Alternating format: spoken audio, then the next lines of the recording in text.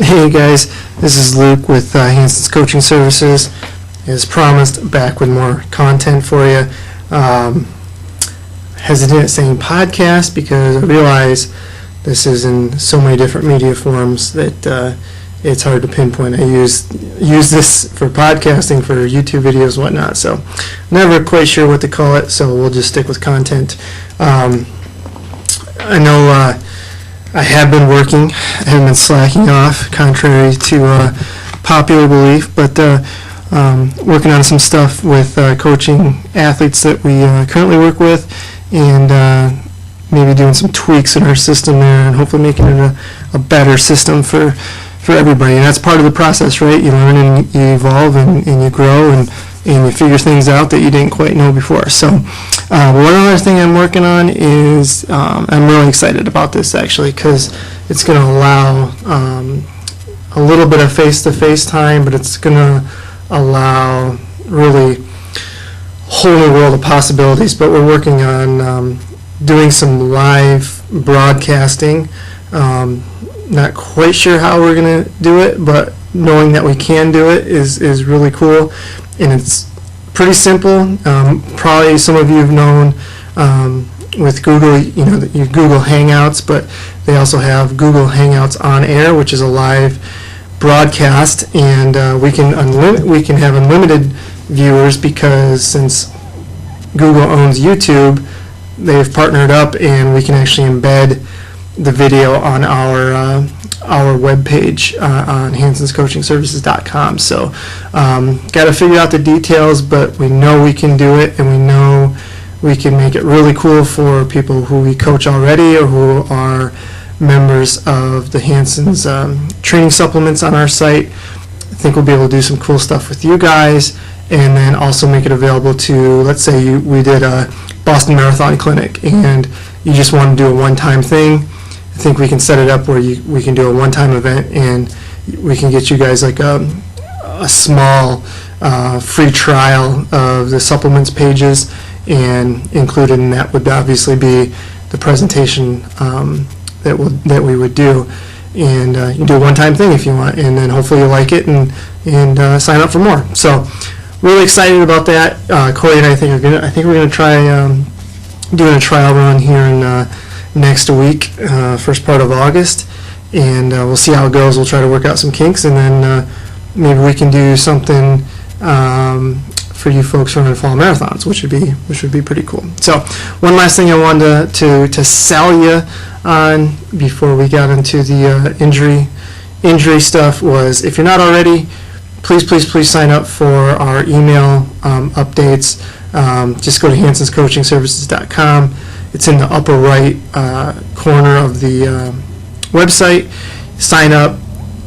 Promise you 99% of that stuff is just updating you when we update the site. So if we write a new blog, send you an email, says we wrote a new post, and if we've uploaded any new media, things like that. So it's really mostly just for you to be updated on what's going on with our updates to the site. So it's a pretty small list now, about 400 people, and I think just by knowing how many people listen to the podcast and have downloaded the podcast, that a lot more people benefit from knowing what's going on with what we're doing. So without further ado, get away from the advertisements and get into the content, should we? So injury and illness today. There you see finding the balance between doing something silly and showing how tough you really are. So we'll get into it. And really, that's the big thing, right? Is learning how to differentiate. I coach people who need to learn to know when to back off, and I coach people who really, without being frank about it, need to toughen up a little bit. And that's a tough goal. I mean, a lot of times you're at one end of the spectrum and you're not, or sometimes you just don't know what's going on. What is safe to run through, what isn't safe to run through, how you should handle certain things. So, there's a lot of things going on here. So the end goal here is we want to train as hard as we can, but if we train too hard or we train through an injury that could have been taken care of early that isn't, we end up hurt and not even making it to the starting line, right? And then we're frustrated, and we have to spend another few months getting ready for something else. Like I said, there's people who run through anything, and I've known, and that's something that can be a strength and a weakness, because on the one hand, mentally you're able to block out a lot of pain and discomfort, which is really good, and it's probably one of your strengths at mile 20 and on in the marathon. But it can also be your enemy too if you're on the verge of a stress fracture and you think it's going to go away, and you run on it and you end up breaking it. Then obviously now instead of taking a few days off and recovering, you're taking several weeks off and not really being able to do anything, and more than likely going to miss your race. So and then you have those who want to take time off with a hangnail, so there is that huge spectrum of people.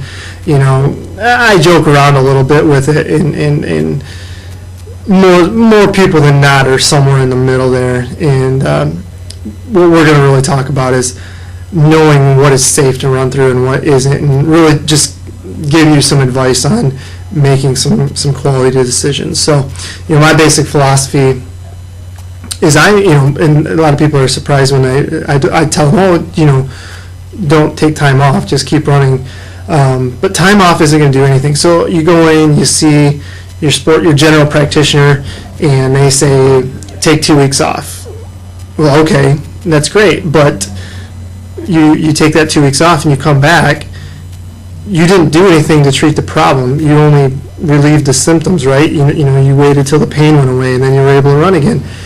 So if you never take care of the source of the problem, then you're really going to just end up continually seeing those problems come up again and again and again. And it might not be in the same spot, but it's always going to find the weakest link in your body. And if you don't do anything to fix that, then it doesn't matter how much time you take off. So, Tim Noakes talks about this a little bit.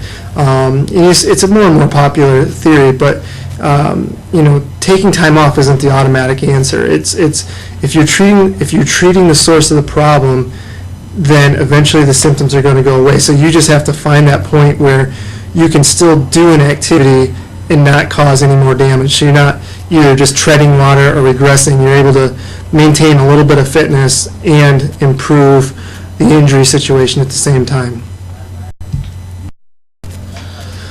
So when we run through, there's a couple different scales here. I think this one is from Jay Deshari's notes in his book, Anatomy for Runners. A scale of 0 to 10 during the run, pain should be no greater than a 3, and pain should not be severe enough to limp during or following the run, and that's huge. If it's causing any change in gait, it's too much. You got to stop. You got to stop running. And then I'm not really sure where he's going with this. The long run should not be more than half your weekly mileage. Well, we say that anyway. So I guess maybe in the sense that you're taking off a few days in a row, or you're running really, really short Wednesday through Saturday in order to get in that big long run on Sunday. Well, if you've done that, then maybe that's too much. That's telling you that you need to take some time off. And one thing I've learned along the way too is a lot of times it's not mileage that causes the issue. It's things like speed work. Anything of really significant intensity is what flares the problem up. So maybe it's you're going to PT and working on the source of the problem, and in that time frame, maybe a week or two, in the initial injury stage, you're not doing any intensity. You're simply running mileage, and that's fine. I mean, it's not the best of the situation, but what it's going to do is it's going to allow you to continue to train, at least maintain fitness and not lose fitness, and be able to hopefully bounce back even quicker than if you just took time off and then basically started over from scratch.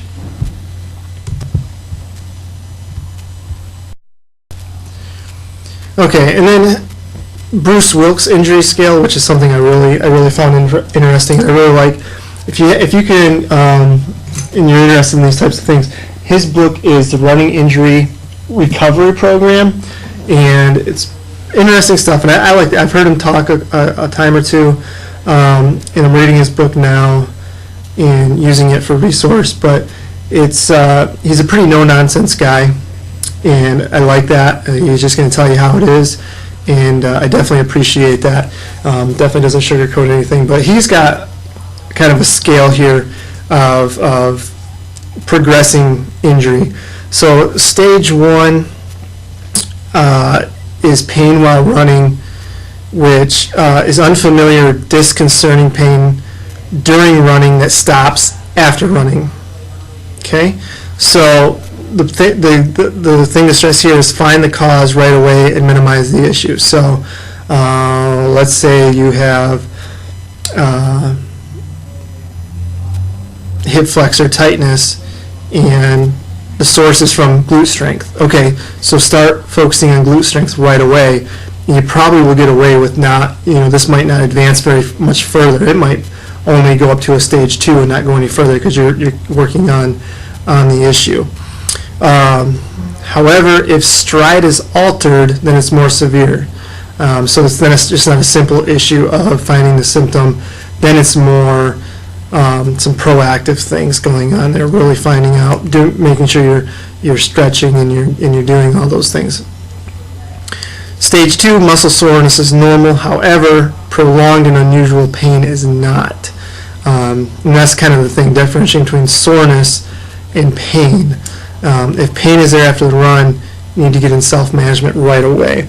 If it's something that disturbs you at rest, it's probably something more severe. Stage 3, if you have to avoid things like steps, going upstairs, or pain from standing up from your desk at work, then that means you're in stage 3. So activities of daily living, if those things are affected, and if that pain interferes, so if not only do you have pain when you do that, but you find yourself avoiding those things because of that pain, that's a red flag to being something more serious. And up until now, running is really allowed in his scale. So stages 1 through 3, really running, maybe some slight modification in there, maybe avoid speed work or something to that effect.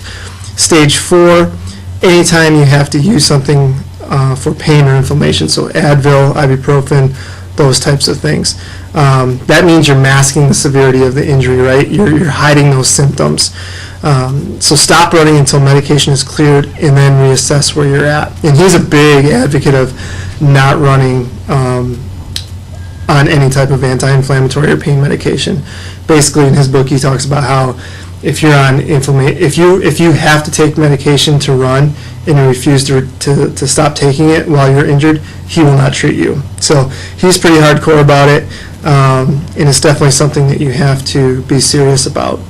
And just by taking an Advil, so if you were in stage 1, but you took an Advil to run, you're automatically in stage 4. So you go from stage 1 to stage 4 just by taking a pain medication, and that means you can't run. Stage 5, can't run, can't walk normally, avoiding steps. These are all red flags. Just being in stage 5 is a red flag. You should not be running. You need to get help. You're beyond the point of self-management, like foam rolling, getting massage, those types of things. You're beyond that point. You need professional help. So very interesting scale. Again, it shows you like you can have that soreness and even some be on the verge of an injury, but if you're taking care of it and you're being proactive, it doesn't necessarily mean taking time off.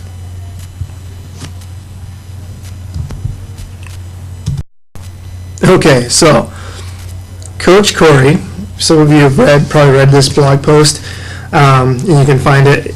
The link there is on the bottom of the screen there. But really cool, he put this together a while ago, and I think it's really good in this situation. He basically talks about how much to scale back, how to get the most out of the day, but scale it back according to really what kind of stage of injury you're at. So choose the option closest to the top that is unlikely to make the situation worse. So again, do as much as you can without making the injury worse. So first option, full workout. Second option, full workout, but translated into its equivalent basically going from pace to effort. So in his example, he gives basically taking a quarter mile workout and turning it into a fartlek workout. And this can be good because it can take you off a track, which a lot of times track with a constant turning can aggravate an injury. However, you take that out to something like, if you're in our area, Paint Creek Trail, you can get on a nice flat dirt path, and you can still get the effort, which is what your body needs, but not put as much strain on it. So definitely a good thing to consider. Third option, full scheduled volume for the day, but modified workout. So in my view, I'm taking this from basically doing, since you go, intensity may be the greatest factor, so we can go back to this last example and say, okay, this quarter mile workout, just speed itself might be a factor in aggravating the injury. So maybe we scale that back and turn it into a tempo. So instead of doing 2.5 miles worth of speed work, maybe we do a 2.5 mile tempo run or a marathon pace run or something to that effect. Scale it down based on intensity. So that could be anything from what we just said all the way to just doing the volume for the day at an easy pace. And that would be number 4, scheduled volume. So if it's 10 miles total for that workout, but you just can't do the intensity, take that 10 miles, just turn it into easy mileage. Next option is continuing with easy mileage, just cutting back the volume. 6th option is taking running out of the equation, doing core work, cross training, maybe some strength training. And then if even say an elliptical is bothering you, just do core work or strength training, something like that.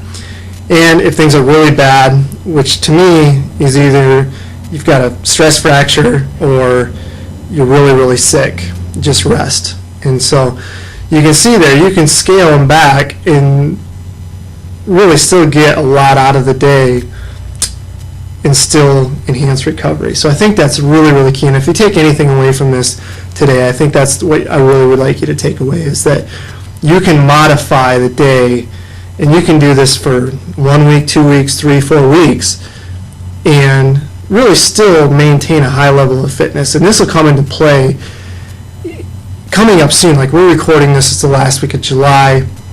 People are really starting to ramp up for their fall marathons. And this is also the time you start seeing people get hurt. So this can really help you save a training segment and still salvage a good effort on race day. So again, take this into heart. I really think this is where the key to being successful is. Okay, NSAIDs, ibuprofen, non-steroidal anti-inflammatories. We've all taken them.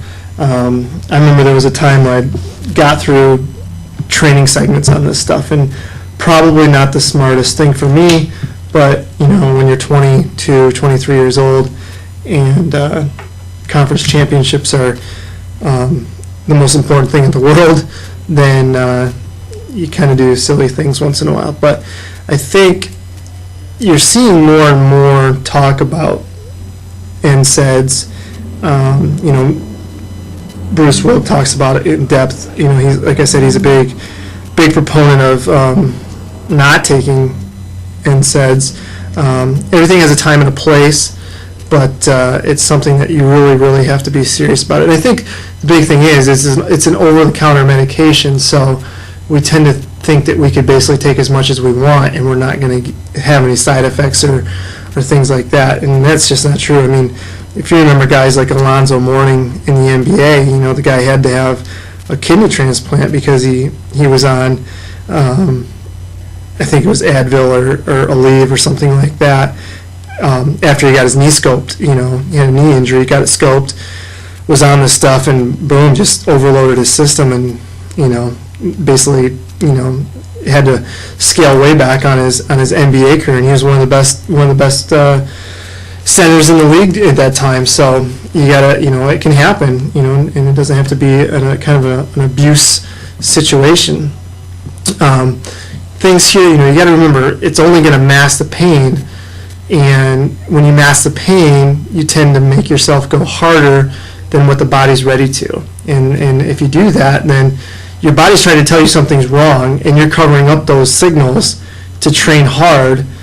And a lot of times you end up prolonging the injury, end up making the injury worse. What could be something where it's 3 to 5 days can turn into a broken bone. And then you're talking about, then your segment really is over, your season is over. It really ends up, if it's abused, or not even really abused, but just taken to allow you to get through a training day and a training week, then it's in a much, much worse situation. And you got to remember that inflammation is a good thing. It's something that that you have to have to clear all the crap out of your system. It's promoting healing. It's telling your body that there's something wrong and you have to heal. So covering that up, especially in the initial stages of injury, you don't want to do that. That's going to actually allow you to heal faster. And at the bottom there you see even ice baths have gotten into trouble a little bit lately. It appears like, from what I've gathered, it's a little hit or miss. I'm not sure how good the science is on it, but here's the basic premise of it. With ice baths, you also decrease markers of inflammation. So a lot like the NSAIDs, you're covering up the signals that are sending the inflammation to causing the inflammation. Short term, you might feel better, and isn't that why we do the initial punishment of the ice bath, to feel better later on? You end up limiting your body's ability to adapt to the training that you just went through. So part of adaptation is having that inflammation so that the body knows that this is going to be an ongoing thing, and it is going to get stronger. It's going to do the things necessary to prepare itself to handle those new stresses. And if we block that, then we never really push that adaptation along, because we take away those signals. And this is especially true if you take them on a regular basis. So if this is done once in a while, that's probably okay. But I mean, I remember when I was in college, it was like every day almost. Every track workout, every long run, every tempo run, even some easy days, especially when the season got later. And that's probably why they needed them later in the season, because they never were able to adapt to any of the workloads. But as the season went on, that work got harder and harder and harder, and their body was never really able to adapt completely to it. So how solid is this? I don't necessarily know that answer to that question. I don't know if anybody really does right now, but the evidence is certainly pointing in that direction. And it makes sense, because we're talking about basically the same process with the NSAIDs, so it makes sense that the ice baths, if they're working in the same premise, that this is what's going on. So really just be careful with these things. If you find yourself relying on these things all the time, then it's probably an indication to you, and if you're a coach, that we have to step in and say, maybe we need to change something in training. Maybe we need to give more recovery days between workouts. Maybe you're just not ready to handle this workload yet, and maybe scale things back. Because as a coach, my job is to, one, get you to the starting line healthy, but also promote your long-term development. Even if you're a 40-year-old marathoner, my job is still thinking, okay, what are you going to do in a year from now, 2 years, 3 years, 4 years from now? So if you're just not ready to do that, it's not necessarily a bad thing, but it's a bad thing if we keep trying to push the envelope with it and get you hurt. Why don't we scale back and progress you along at a rate that's going to promote your optimal adaptation? And then ultimately our road to getting you to where you want to be is going to be much, much shorter, because we won't have the setbacks that we would as if we kept pushing those limitations further than we're ready for. So just another couple things on NSAIDs. Bruce Wilks says never while we're running. If you're running and on taking medications, you got to stop. You got to get the situation taken care of. Some other information I found, and I really feel I forgot to write down where this was from, but it made sense to me. Can use for things like impingement conditions, like hip impingement, and you see this a lot. This actually seems to be the injury of choice for runners lately. And since it is a hip impingement thing, like one of the diagnostic tests they do is they basically stick cortisone in your hip joint, and if you feel better right away, then it's a hip impingement, and you probably need surgery anyway. But I know a lot of times surgery is always the last option, and so NSAIDs could potentially be used. However, I would not be thinking doing this long term at all. This is a short term fix. Acute tendonitis, however, big however there, let the natural healing occur first. So 48 hours, let that swelling occur, let the natural healing process occur, and then go ahead with the NSAIDs. Because a lot of times I'll tell people, tendonitis is you've got to fix. Taking time off of tendonitis is only going to relieve the symptoms. So you got to be able to handle what you can with tendonitis. And then lastly, rheumatoid arthritis. Cannot use muscular and joint sprains because of the swelling. You want that swelling to occur. You want that to clear out. Osteoarthritis and joint conditions, you really don't want to do it with that. And because that's going to be more long term. I mean, that's a long term issue. And there's got to be a better way to manage that than just taking Advil and Aleve every day. And then bruises, same thing. You want that inflammation and that blood to go flowing through there. You don't want to block that from coming in. Like we said with muscular, use with caution. Let the first 48 hours go by without taking anything for it. You want to let that occur. You want to let that natural healing to occur. And when does it compromise the healing?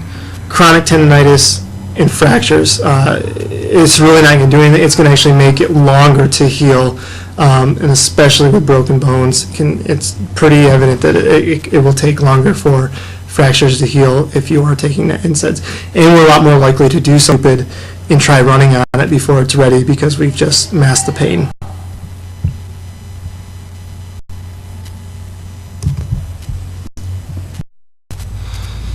Okay, so we talked about NSAIDs and injuries and things like that, and you heard me say something about fixing the problem. Don't just do the symptoms. If you just treat the symptoms, the problem's still going to always be there. So symptoms are things like inflammation, tenderness, pain.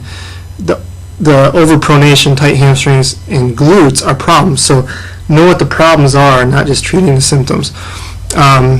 One thing you do, educate yourself, and there's something that Jay Deshary has in his book, a self-form analysis, and I've put together kind of a modified one. I'll have to do a post on it and give you that test to do, because some of the stuff I don't know. I don't know exactly how you would incorporate that in a practical standpoint, but most of it's really, really good.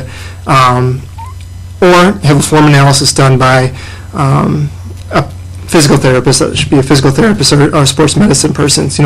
Like I work with Clint Viren a lot, and he does a lot of form analysis. He uses Dartfish, gait analysis software and things like that. But there's a lot of simple things that you can do along that line where you can get those angles and things like that, and you can see where your foot's landing and how many strides you're doing and all that good stuff. But there's a lot of other things that we can take a look at. So, like I said, you can get a lot of stuff done and have somebody just simply look at you, or even just film yourself, and I think you can see a lot of things. But I'll make a post on the form analysis and get Jay Deshary's book. It's got a lot of good self-help in there. The last thing there, figure out your shoes. That's always a big thing. And not just simply because I'm associated with a shoe store, but it helps so much, and it's go to an actual running store, talk to somebody who's been in the business and knows shoes, because there's so much information out there now with minimalist, and now the Hokas and whatever else, running sandals, for heaven's sake, is one better than the other? I don't know. It more than likely depends on your foot and what you're capable of doing. But the key is, if you switch from, a traditional running shoe to something with a zero drop or something like that, that's a big change. And if you've been running for any amount of time in this traditional shoe and then automatically switch to something that's going to put your body into a different set point, where, now the calf's not coming up as much, and, you're putting a lot of different strain on the Achilles, and now your form's different, and all these different things are going on.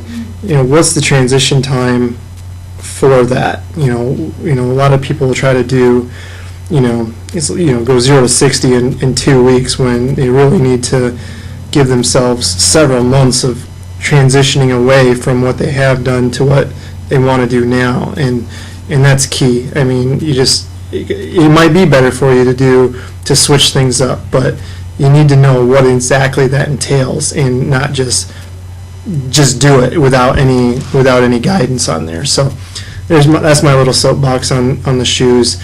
I'm not going to tell you one is better than the other, because I've seen people be successful with a lot of different things. I think it really just depends on your foot, your training ability, your tendency to be injured, and those types of things, and how patient you are in transitioning from what you have been doing to what you want to do. And honestly, the longer you've been a runner, I think the harder that transition is going to be. Okay, so switching away from the injury standpoint and just touching on illness really quick, not a lot here. I think a lot of this is common sense, but it's something that we have to address. Something like a cold is one thing, having a fever is another. Basically, sneezing or congestion, you're probably okay. If fever, aches, pains, chills, you probably want to call it a day. And honestly, if you have those things, it's probably not going to be that hard of a decision, right? You're probably going to be in bed or feeling miserable and nearly physically impossible to get out there and run anyway. So to me, that's common sense, and it's probably going to end up taking care of itself. If you do go for a run, just go back to Corey's guide there. Maybe you can get away with doing everything. Maybe you need to scale it back to just running a short, easy run or something to that effect. Things with congestion and sneezing, things like that. Actually, a lot of times a run can actually help with clearing yourself out, and you see that a lot. Like, you're able to breathe a little bit better after a run. It might loosen up some of that congestion, and so it might actually be a good thing. But on the other hand, maybe a hard speed workout on the track is too much. So find that balance between what is okay and what is just too far overboard. And also remember, recovery is going to be affected too. So if you are already in a hole with a sickness and you do push it too hard, you just keep digging that hole a little bit deeper. So, even though physically you're feeling better, in a day or two, you might have dug that hole too deep, so you're going to need another few days just to get back physically, because your muscles and your legs probably might feel like crap, but the sickness is gone. So it's one of those things, just like with the injury, a day prevention might save you a week of trying to catch up. Okay, so what if you do miss time? How do you adjust? How do you adjust your training? And that's always a trick here. 1 to 2 days missed, really not a big deal. I always tell people, basically just keep moving forward. No need to go back and redo anything that you missed. Just continue on with the schedule. If you were injured, maybe do an easy run first. Give yourself a couple easy days, and then do a workout, something of substance. But really, just keep moving forward. It's pretty minimal. You didn't miss anything. Your fitness didn't change at all, and you're able to just keep moving forward. 3 to 6 days off. Come back with a couple days easy before jumping back into an SOS day. So let's say you take Monday, Tuesday, Wednesday off, run easy Thursday, Friday, Saturday, and maybe do a modified long run on Sunday, something to that effect. Even if you miss 2 SOS days in the process, so if you had 6 days off, you could miss 2 workouts. That would be pretty doable in theory. Pretty easy to miss a Tuesday and Thursday type of workout, or even a Thursday and a Sunday long run. But in the big picture, if that's all you miss in a training segment, is it going to affect your fitness level on race day? Probably not. If it's 3 weeks before the race, maybe. But if it's 6, 8, 10 weeks away, you're going to be just fine, and there's no need to panic at all.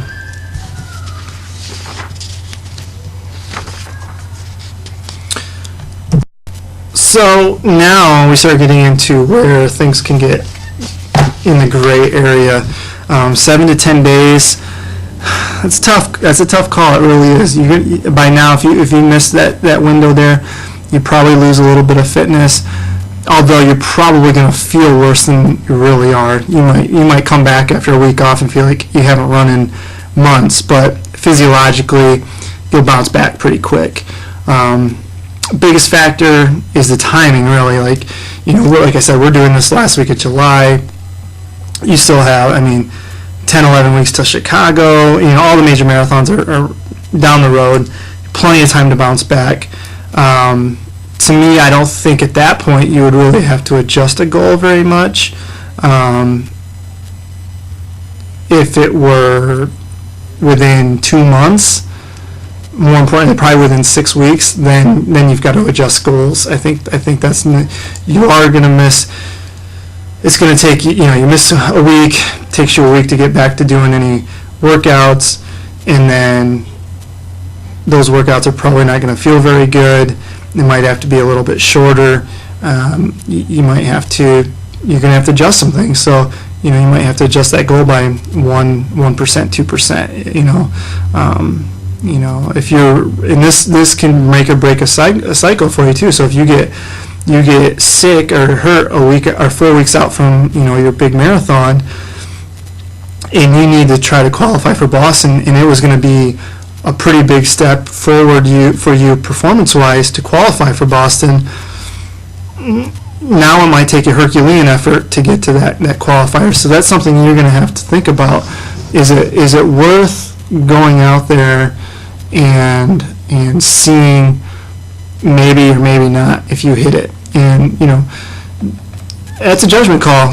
Some people bounce back really quick and they might be able to, but for most people it might mean readjusting what's going to happen. After 10 days, there's no doubt about it, goals definitely have to be adjusted regardless of time. Even if you missed a couple weeks now, gosh, you're still going to be basically starting from scratch again. And that's tough. And the good thing is, like if it were now, you still have other options where you could bounce back and do something a little bit later in the fall. But if it were to happen, 6 weeks before your big race, then you're in a tough spot. And then you've got to decide if there is something later, can you do it, or do you just start from scratch and do something a whole cycle later? So, for instance, like if you got sick in the middle of September and you're doing Chicago Marathon, okay, do I try to go to Cal in the fall, in December? Do I find something in November to bounce back and try to do? Or do I just take it as downtime, start over, and then train for something like, Rock and Roll Phoenix or Houston or something like that where you can get a fast time in still? So that's really up to you. I definitely understand either way you look at it. It's if you're chasing the Boston qualifier, it's one of those things where if you're good up until that point you got injured, maybe we fix the injury, you ride the momentum of the improvements that you were making, and then go from there. So 2 weeks off, maybe adjust by 3 to 5%, which is pretty significant. Again, if you're right on that border, being able to hit that qualifier, it probably means it's a tough chance of doing it. 3 weeks off, 7 to 10%. And again, I think it's a judgment call at that point where do you even want to run that same race, or do you just find something later? And then after that, you really just really gotta start over, start from scratch. So just to wrap up, if you're honest with yourself and take action, a lot of times you can avoid the pitfalls of becoming injured. You can take something that's a little bit nagging and nip it in the bud pretty quick. But I know how it is. I was the same way. You think you can just run through it, and then all of a sudden, boom, you've got a stress fracture. You've got shin splints or tendonitis that you can't even run on. So it's an old cliche, but an ounce of prevention, saves you a pound of agony. There's a cause for the injury, so don't just treat the symptoms. You got to find the source of those problems, and you got to take care of it. And a lot of times, just doing a self-analysis, you can do that. Going into a PT, getting a gait analysis, just find those potential issues that are actually causing the problem. Maybe it's just shoes that are too old. Like I've got a guy I'm coaching right now. He was running fine. Changed to a different style of shoe, and within 3 weeks got hurt. Took time off, and I don't think his doctor really told him anything other than just take 2 weeks off. Is running in those same shoes. We've started very, very slowly building back up, and we haven't even really started getting back. He's now near where he was when he was fit, and now he's got the same injury again. So he's had the same injury over and over and over for the last 4 months, and he's still wearing the same shoes, and that's the one variable that's changed. And he's just now looking at, oh, well, maybe I need to go back to those shoes I was wearing. So a lot of times it's something so simple that we don't think about. So just be careful with that. Also, you find that breaking point. You can, like a lot of times when people talk about, oh, I can't run mileage. Is that really the breaking point, or is it the way that mileage is broken up? Is it running too hard? Is it, running too far on the same shoes? Or is it, who knows? Let's look at all the variables. Don't just look at the mileage itself, because more times than not, when you take care of those other variables, you'll find yourself being able to handle much, much more, not only in volume, but intensity and just development. And lastly, again, time off is not always the answer. Sometimes it is, and we talk about those things, but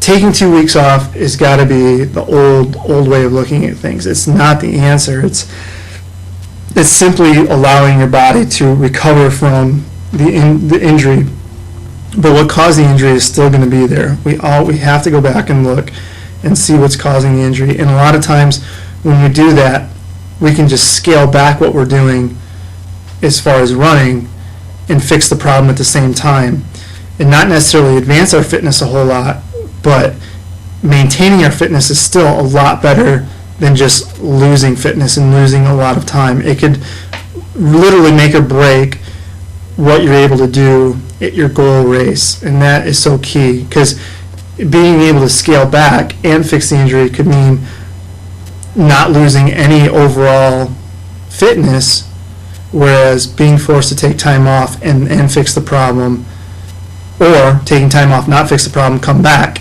get hurt again, and then you're really got a problem. Then you really got to adjust everything. So that's my take on it.